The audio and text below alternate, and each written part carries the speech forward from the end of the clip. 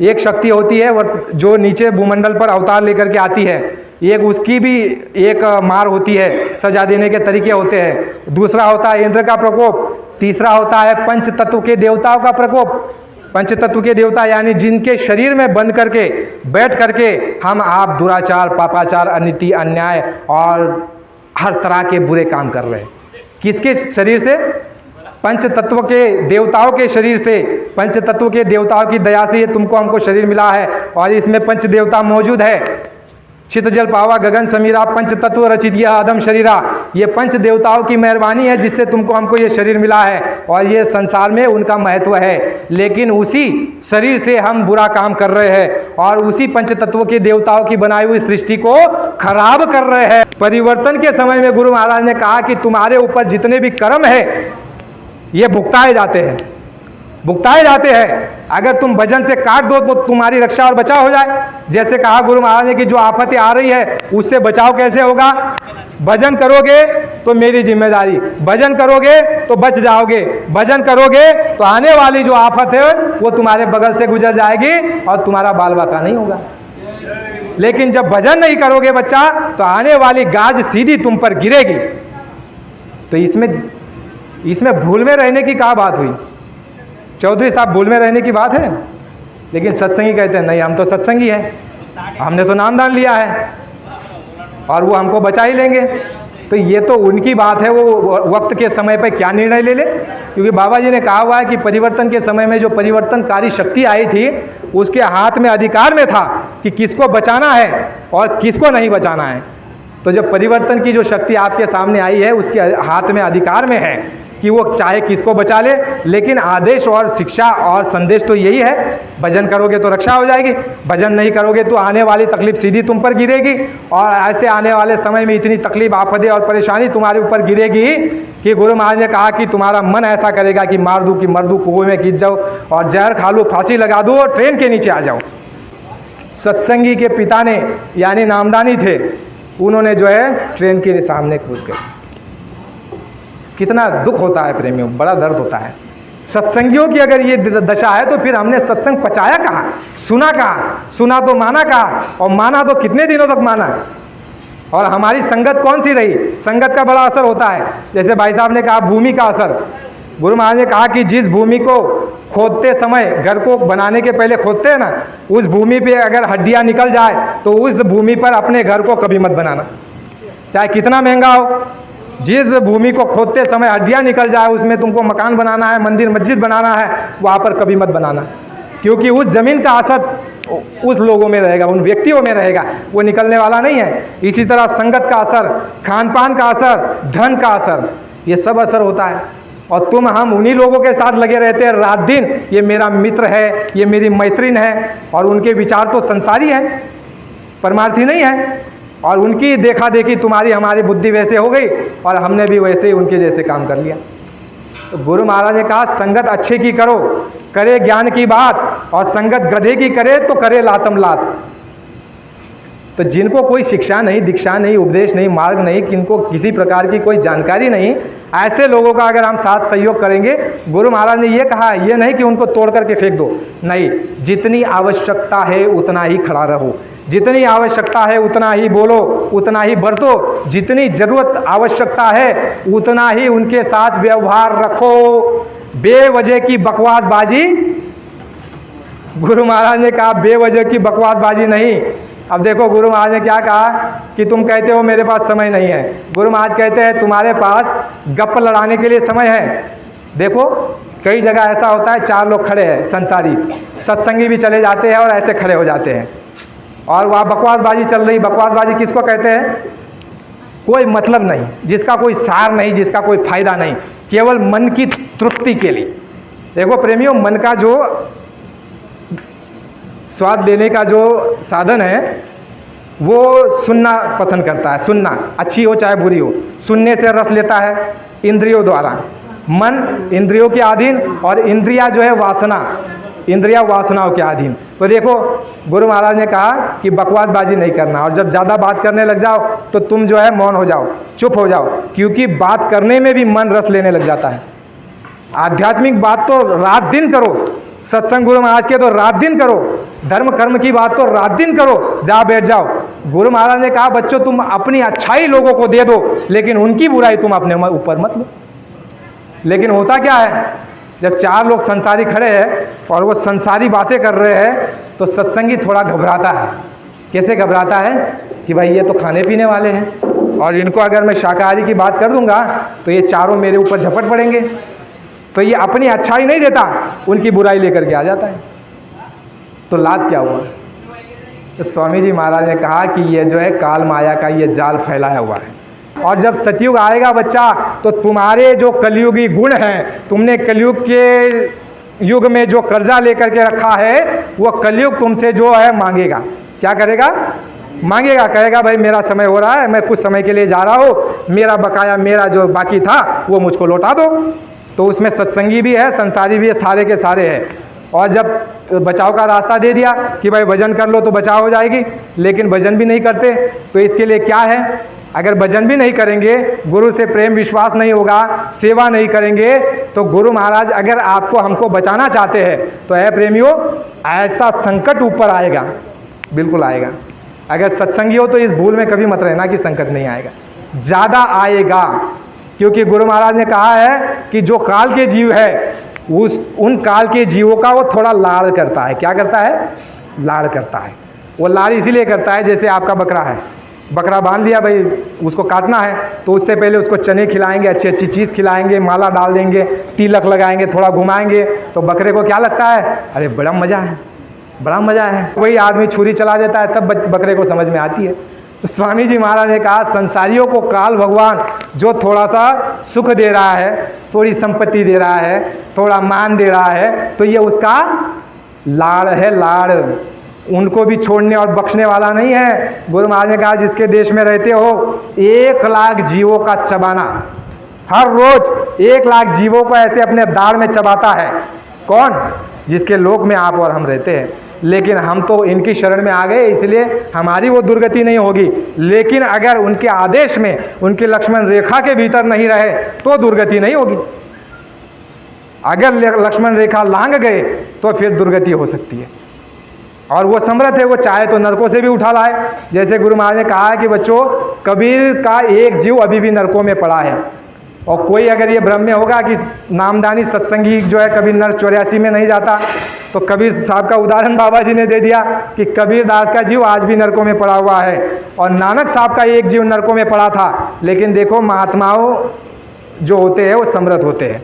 घटनाओं को सब समझो, सब तरह की घटनाओं को समझो। नानक साहब ने जितने जीवों को नामदान दिया सबको पार कर दिया। शरीर रूप में कुछ को पार किया और कुछ को सूक्ष्म रूप में पार करते हैं। जैसे बाबा जी ने कहा कि मैंने जिन जीवों को नामदान दिया है सबको पार करने के बाद ही मैं यहाँ से जाऊँगा। तो जिनके अपनाए हुए जीव होते हैं उनकी वो बराबर संभाल करते हैं और उनको पहुँचाने के बाद ही यहाँ से जाते हैं। तो नानक साहब ने जिन जिन को नामदान दिया था सबको पार कर दिया, सिवाय एक नामदानी के। एक नामदानी मिल नहीं रहा है, पार नहीं हुआ। तो नानक साहब ने ध्यान लगाया, देखा कि ये कहाँ चला गया। तो देखते हैं कि वो जीव कहाँ पड़ा है? नरकों के भीतर में पड़ा हुआ है। एक जीव नानक साहब का, विचार करो, वो नानक साहब जिनके नाम से सिख संप्रदाय बना है, एक जीव नरकों में पड़ा हुआ है। नानक साहब ने देखा रे ये यहाँ पड़ा हुआ है, और चले गए कहाँ पर? नरकों में, तुम्हारे हमारे लिए। जैसे बहन ने बहुत अच्छी बात बताई, वो हमारी माँ है, वो हमारी बाप है। गुरु महाराज ने कहा बच्चा, जितना प्रेम तुम्हारे माँ बाप तुमसे नहीं करते उससे कई लाख गुना मैं तुमसे प्रेम करता हूँ, और तुम्हारे लिए रोता हूँ, तुम्हारे लिए मुझे दर्द है। तो स्वामी जी महाराज ने ऐसे शब्दों का प्रयोग किया। तो नानक साहब जो है चले गए वहाँ पर। देखो, जिनको हम अपना सगा संबंधी समझते हैं, इष्ट मित्र और अपना साथी समझते हैं, क्या वो नरकों में आ सकते हैं लेने के लिए? ये कहते हैं कि भाई समाज क्या कहेगा, जाति बिरादरी वाले क्या कहेंगे, मित्र क्या कहेंगे, अड़ोस पड़ोस वाले क्या कहेंगे, वो तो नाम रखेंगे। और मान लीजिए अगर धर्म के रास्ते से विमुख होकर के अगर विरुद्ध दिशा में चले जाएंगे, नरक 84 का रास्ता चला जाएगा, बन जाएगा, तो बताओ ये परिवार वाले, जात समाज वाले, कुनबे वाले, ये सब तुम्हारे आएंगे वहाँ बचाने? अरे कुत्ता बन करके अगर उन समाज वालों के घर पे जाएंगे तो डंडा मारेंगे, रोटी नहीं देंगे, डंडा मारेंगे। इतनी भूल और भ्रम में हम बैठे हुए। प्रेमियों, गुरु महाराज ने कहा है कि जगत भगत का बैर है, जगत और भगत का कभी मेल नहीं हो सकता। इतिहास उठा करके देखो, जो जो महात्मा बने, जो जो भक्त बने, सबका इतिहास उठा करके देखो। अरे उन्होंने अपना गुरु का मार्ग चुना, अपने प्रभु प्राप्ति का मार्ग चुना, उन्होंने संसार को नहीं चुना। और जब वो अपने मार्ग में सफल हो गए तो यही संसार उनका गुणगान करने लग गया।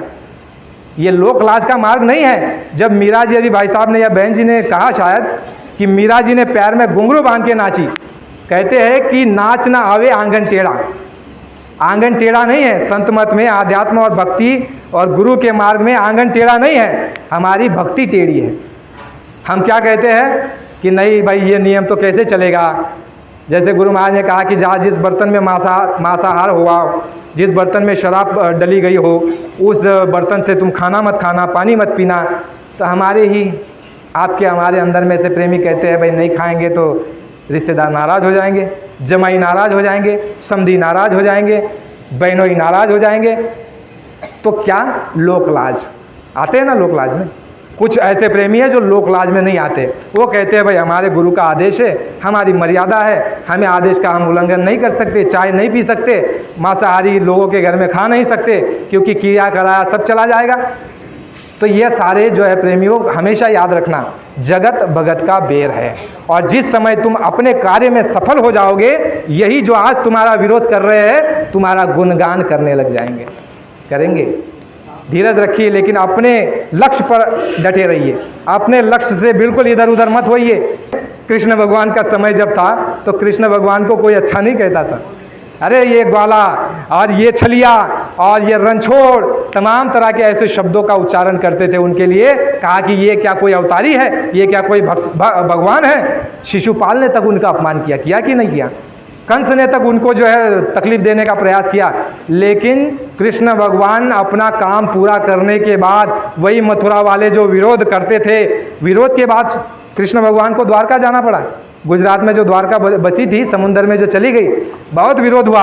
उसके बाद कृष्ण भगवान ने जो है मथुरा को छोड़ दिया, द्वारका जाकर के बस गए। और आज आप चले जाओ मथुरा बाबा जी के आश्रम में और कहोगे कि हमको वृंदावन देखना है, जन्मभूमि देखना है, चले जाओ वहाँ पर। तो वही लोग से मतलब ये है कि उनके ही वंशज है, उनकी पीढ़ियाँ है ना, जिन्होंने विरोध किया होगा 5300 वर्ष पहले, उन्हीं के तो ये वंशज है।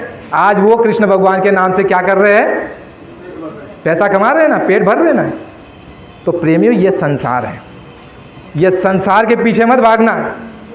गुरु ने जो कहा उस पर निशाना रखो, गुरु ने जो निशाना बताया उस पर अगर निशाना लगा लोगे तो सफल हो जाएंगे। इधर उधर देखोगे तो जैसे गुरु महाराज ने कहा कि जो मेरे पीछे चलेगा उसकी जिम्मेदारी तो मेरी। मैंने जय गुरुदेव नाम की जहाज लगाई है और तुम इसमें जो है आराम से बैठ जाओ। इतनी बड़ी जहाज मैंने लगाई है कि संसार के सारे जीव भी अगर इसमें बैठ जाएंगे तो भी एक जगह खाली रहेगी। इसमें बच्चा तुम बैठ जाओ और ये चलने वाली है, ऐसा बोला गुरु महाराज ने, ये चलने वाली है जय गुरुदेव नाम की जहाज, तुम इसमें बैठ जाओ, फूंदा फांदी मत करना। फूंदा फांदी करोगे गिर जाओगे, कट जाओगे, फिर मेरी जिम्मेदारी नहीं। प्रेमियों, जब विनाश का समय आता है, कृष्ण भगवान के समय में भी विनाश का समय आया, तो पहली शक्ति किसने जो है मनुष्यों को सजा देना चाहा? मथुरा जब गए, गोवर्धन पर्वत देखा है, उसकी कहानी भी आपने सुनी होगी, लेकिन मूल सार जो है उसको आपने छोड़ दिया। इंद्र भगवान मनुष्यों के अधर्म के कार्य के वजह से बड़े ही क्रोधायमान हुए उस समय पे, कृष्ण भगवान के समय पे बड़े ही क्रोधायमान, क्योंकि वहाँ पर गुरु महाराज ने कहा कि इतने मायावी और चांडाल लोग थे द्वापर में, कृष्ण भगवान के समय में। द्वापर में अगर भगवान राम आ जाते तो काम नहीं होता, क्योंकि भगवान एक वचनी और एक पत्नी थे, मर्यादा पुरुषोत्तम थे। और द्वापर में इतने चांडाल और मायावी थे, इसलिए कृष्ण भगवान को आना पड़ा चतुराई के साथ और 16 कलाओं के साथ उनका विनाश किया। तो कितने दुष्ट लोग होंगे उस समय, आप विचार करो। तो उस समय पर जो है इंद्र का कोप हुआ। तो कोप किस माध्यम से हुआ, किस तरह से उन्होंने जो है सजा देना चाहा जीवों को? जैसे गुरु महाराज के सत्संग में आपने सुना हो, प्रकृति जब सजा देती है तो भूकंप लाती है, सुनामी लाती है, अतिवृष्टि, अनावृष्टि और युद्ध जैसी स्थिति उत्पन्न कर देती है। तो उस समय पर इंद्र का कोप जब हुआ तो इंद्र ने जो है मूसलधार वर्षा करने का जो है निर्णय लिया, मूसलधार वर्षा। कृष्ण भगवान तो योगी, वो तो जानते थे कि भाई इंद्र नाराज हो चुके हैं और इनको सजा देने वाले हैं। तो कृष्ण भगवान ने पहले ही है जो सब जगह आह्वान कर दिया, आवाज़ लगा दी, जैसे बाबा जी ने आवाज़ लगा दी। कि तुम धर्म के क्षेत्र पे आ जाओ, पहली बात। और दूसरी बात ये कि मैं गोवर्धन उठाने जा रहा हूँ, इंद्र का प्रकोप हो रहा है, और उस गोवर्धन पर्वत के नीचे तुम आ जाओ तो तुम्हारी रक्षा हो जाएगी, ठीक है। और जो उनके साथ चलने वाले थे, ग्वाल बाला थे, यानी जो साथ में चलने वाले थे, गाय चराते थे ना कृष्ण भगवान, तो उनके साथ जो ग्वाल गोपाल थे, उनको कहा कि तुम एक काम करो, वो तो विश्वासु थे, उनको ये कहा कि तुम एक काम करो, मैं गोवर्धन को ऐसे उठाऊंगा और तुम जो है अपनी लाठी को क्या करना, पर्वत को ऐसे छुआ देना, केवल ऐसे छुआ देना। ग्वाल गोपालों ने कहा बहुत अच्छी बात है, कुछ करना नहीं, केवल लाठी लगानी है, आपको भी तो यही करना है। गुरु महाराज ने कहा बच्चा मेरा सारा काम किया हुआ है, सारा काम मेरा बनकर तैयार है, मैं समय की प्रतीक्षा कर रहा हूँ, तुम इसमें श्रेय ले लो। तो श्रेय का मतलब ही ये हुआ लाठी लगाना। तो अपने साथ चलने वालों को कहा लाठी लगा दो, उन्होंने कुछ नहीं, किंतु नहीं, परंतु नहीं, ये नहीं, वो नहीं, लाठी लगा दी। और जो कृष्ण भगवान के आह्वान को, बात को मान करके गोवर्धन के नीचे आ गए, उनकी रक्षा हो गई। और जिन्होंने कहा अरे ये ग्वाल वाला, ये गाय चराने वाला और ये जानवर चराने वाला, ये छलिया, फलदार वर्षा में तो कोई मरेगा नहीं, गोवर्धन के नीचे ही ये तुमको दबा देगा ऐसी अफवाह और भ्रम फैलाया गया। लेकिन भाई जिनको विश्वास था, अनुभव था, कृष्ण भगवान के साथ रहने वालों को अनुभव था, भाई आपको भी अनुभव है, गुरु महाराज ने कोई कम अनुभव दिया है? तभी तो 1 घंटे से चुपचाप सुन रहे हैं। अनुभव नहीं होता तो यही फूंदा फांदी हो जाती, अरे क्या लगा दिया, बहुत समय से सुन रहे, ऐसे हो जाता। लेकिन कुछ तो आकर्षण है, कुछ तो मर्यादा है, कुछ तो लाभ है, कुछ तो लाभ हुआ होगा। गुरु महाराज के पास लाखों करोड़ों लोग आते थे, गुरु महाराज ने कहा बच्चा देखो ये अनुशासन में रहने वाले हैं सब, अगर इतनी जनता कहीं चली जाए तो कितने पुलिस लगेंगे, कोई अनुशासन नहीं रहेगा। लेकिन बाबा जी के कार्यक्रम में अनुशासन से बच्चे भी चुप रहते थे, बैठते थे। तो ये अनुशासन में हम आप रहते हैं। तो उन्होंने बात को मान लिया और जो गोवर्धन पर्वत के नीचे आए केवल वही लोग बच गए, बाकियों का क्या हुआ, सफाया हो गया। प्रेमियों समय हो गया, एक छोटी सी बात बाबा जी की बता देता हूँ, इससे जुड़ करके बातों को जोड़ने का प्रयत्न करो। गुरु महाराज ने जब अहमदाबाद में साबरमती के यज्ञ में कार्यक्रम किया, उसमें गुरु महाराज, मेरे पास किताब है, आपको चाहिए तो मैं दूंगा। बाबा जी कह रहे हैं, एक मंच लगा हुआ है, बाबा जी कह रहे हैं कि बच्चा जैसे हमारा यहाँ मंच लगा है वैसे ही देवताओं का वहाँ मंच लगा है, और देवता विमानों से यहाँ पर उतरे हुए हैं, और उनकी वहाँ पार्लियामेंट लगी हुई, क्या लगी है, पार्लियामेंट, जिनका तीसरा नेत्र खुला है वो उनको देख सकते हैं। और बच्चा मैंने 1000 प्रस्ताव जनता की भलाई और खुशहाली के लिए, समाज के मानव के कल्याण के लिए उनके सामने रखे हैं, और मुझे विश्वास और यकीन है कि मेरे 1000 प्रस्ताव को वो पास कर देंगे, ऐसा उसमें बता रहे हैं। प्रेमियों उस समय अगर कोई मौजूद होगा तो वो साक्षी आपको बता देगा, मैं लिखित बात आपको बता रहा हूँ जो गुरु महाराज के वचन है। गुरु महाराज थोड़ी 2-4 लाइन जब आगे बढ़ती है तो कह रहे हैं वहाँ पर बिजली की कड़कड़ाहट हुई।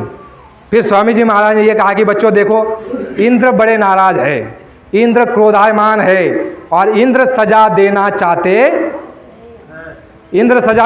हैं इन मनुष्यों को। इंद्र बड़े नाराज है, बाकी देवताओं को तो मैं मना लूंगा, लेकिन इंद्र बड़े नाराज है, लेकिन मुझे विश्वास है वो भी मेरी बात को मान जाएंगे। तो उस जगह पर बाबा जी ने इंद्र की बात कही थी, वो लिखित में मैं आपको दिखा सकता हूँ। यानी कि सन 1977-78 के दौरान इंद्र का कोप होने वाला था। यज्ञ करा दिया, यज्ञ में आहुति डलवा दी, प्रेमियों को बुलवा लिया और घी की आहुति देकर के देवताओं को प्रस्ताव पास करा लिया 1000 कि विनाश अब मत कीजिए, आप कोप मत कीजिए, मुझको समय दे दीजिए, मैं इनको समझाऊंगा बुझाऊंगा। और इंद्र को भी शांत कर दिया, 33 करोड़ देवी देवताओं से भी समय ले लिया, उनको भी जो है अपना समय मांग लिया। और उसके बाद जो है स्वामी जी महाराज ने आपके शिव जी को भी प्रसन्न कर लिया। कहाँ पर? काशी के यज्ञ में। यानी देखो, इंद्र का प्रकोप होता है, शिव जी का क्या होता है? तांडव होता है। देखो स्वामी जी महाराज ने कहा 3-4 तरह की शक्ति होती है सजा देने वाली। एक शक्ति होती है जो नीचे भूमंडल पर अवतार लेकर के आती है, एक उसकी भी एक मार होती है, सजा देने के तरीके होते हैं। दूसरा होता है इंद्र का प्रकोप, तीसरा होता है पंच तत्व के देवताओं का प्रकोप। पंच तत्व के देवता यानी जिनके शरीर में बंद करके बैठ करके हम आप दुराचार, पापाचार, अनिति, अन्याय और हर तरह के बुरे काम कर रहे हैं। किसके शरीर से? पंच तत्व के देवताओं के शरीर से।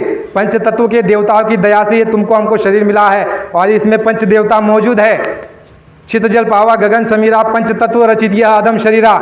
ये पंच देवताओं की मेहरबानी है जिससे तुमको हमको ये शरीर मिला है और ये संसार में उनका महत्व है, लेकिन उसी शरीर से हम बुरा काम कर रहे हैं और उसी पंच तत्वों के देवताओं की बनाई हुई सृष्टि को खराब कर रहे हैं, तो वह सजा देंगे कि माफ करेंगे?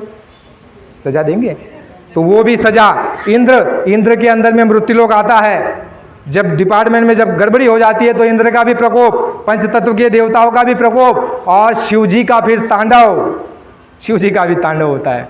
गुरु महाराज ने प्रेमियों सब बातों को जो है आगे बढ़ा दिया, आगे बढ़ा दिया। 1980 में एक महात्मा की वाणी है, उन्होंने कह दिया, आपको मैंने एक कार्यक्रम में कहा था पहले कि भाई 1980 में उस महात्मा ने कह दिया था कि विनाश होने वाला है, गंदला सबे साफ हो जाए, गंदे लोग बुरे लोग सब साफ हो जाएंगे और 1980 में परिवर्तन हो जाने वाला था। लेकिन गुरु महाराज ने, अब जैसे एक बात आपको बता देता हूँ, आप कहोगे शिव जी को प्रसन्न किया तो उसका बात समझ में नहीं आई, बहुत लोगों को मालूम नहीं पूरी तरह से।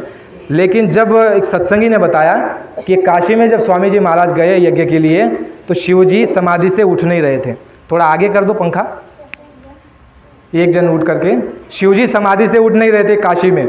तो स्वामी जी महाराज ने बहनों को, देवियों को कहा कि बच्चियों तुम जो है पानी ले जा करके वहाँ उस स्थान पर छिड़क दो। और जब शिव जी उठे, ठीक है, तो प्रेमी ने बताया, बाबा जी ने भी बताया कहीं पर कि शिव जी ये कह रहे हैं कि बाबा जी आप आ गए, मैं 80 में तो विनाश करने वाला था। वो ऐसा कह रहे हैं, वो कार्यक्रम में बताया कि मैं 80 में विनाश करने वाला था और आप अभी आ गए। तो बाबा जी ने कहा शिव जी इसीलिए तो मैं आ गया, इसीलिए तो 79 में आ गया, आपको समझाने के लिए, आपको जो है पहले खुश करने के लिए। तो शिव जी ने कहा कि अभी मैं 1 साल के लिए यहाँ नहीं रहूँगा, मैं धर्म के प्रचार के लिए निकल जाऊँगा। तब बाबा जी ने वहाँ प्रेमियों को कहा था, बच्चों शिव जी यहाँ मौजूद है यज्ञ में, और यज्ञ होने के बाद कह दिया था, आह्वान कर दिया था कि शिव जी अभी काशी में आपको नहीं मिलेंगे।